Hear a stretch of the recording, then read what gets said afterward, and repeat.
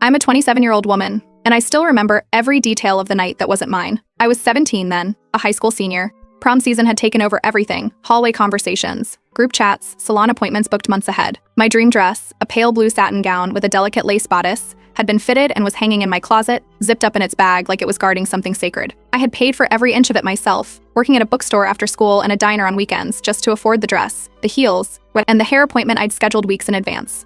Mom? I wasn't just excited. I was nominated for prom court, and people at school kept telling me I had a real shot at prom queen. It felt like I had finally earned something on my own terms. But a week before prom, my mother dropped a bomb.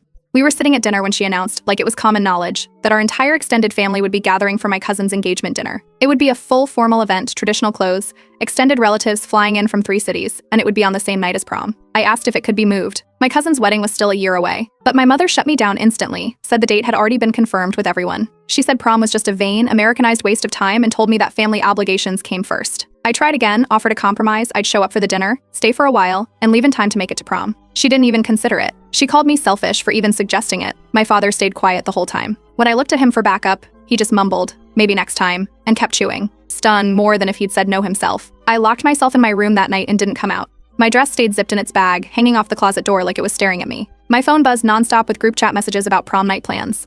I muted them all. My date, his name was Jonah. He played midfield on the soccer team. Actually came to my house the next day. He tried to talk to my mother, to convince her how important it was. I don't know what exactly he said, because she didn't let him pass the porch. She told him I wasn't going and that he should ask someone else. Then she closed the door in his face. The night of prom, I sat at a long table inside a banquet hall, filled with relatives I barely recognized. I was in a maroon traditional outfit that my mother picked for me. I hadn't done my hair. I hadn't worn makeup. I hadn't smiled in hours. My prom dress was still hanging in my room, untouched. My friends were all dressed up, dancing under fairy lights in the gymnasium, while I was stuck eating butter chicken next to my uncle's second wife's cousin, who spent most of the evening showing me baby photos of someone I didn't know. I checked my phone under the table when I thought no one was looking. There were dozens of photos on Instagram already, people arriving, the decorations, the court lineup, someone live streaming the dance floor. I slipped out and locked myself in the bathroom. The walls were pink marble, the light too bright. I cried so hard my chest hurt. That's when my best friend FaceTimed me. I almost declined the call, but she didn't give up. When I finally picked up, she pointed her phone toward the stage. They were announcing prom queen. I didn't even hear my name at first, just the screams.